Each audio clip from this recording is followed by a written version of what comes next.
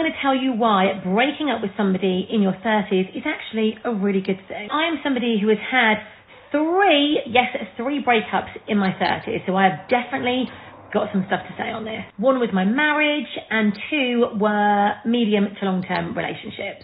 Firstly, I always think it's a really good thing in life when you can see that something isn't working anymore. You need to walk away from it. It's not for you anymore. You need to make a change. That is, of course, unless you were the one that got dumped.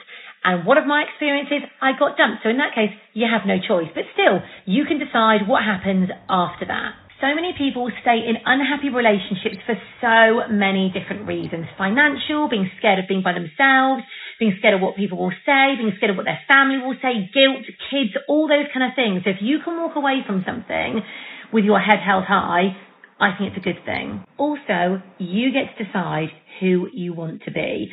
So you may have been somebody that you perhaps didn't like or didn't feel like you were fulfilling your potential in this relationship.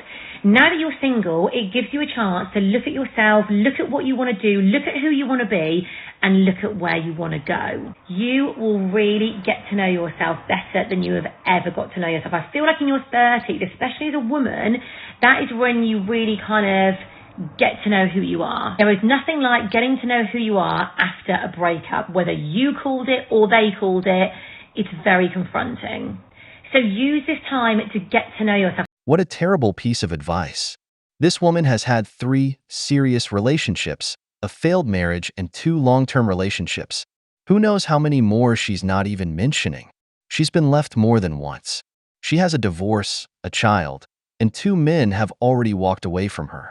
A mature person would stop and reflect on what the problem is.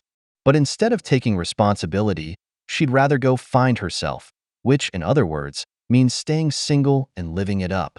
She's been through a marriage and multiple long-term relationships, yet she still doesn't know who she is.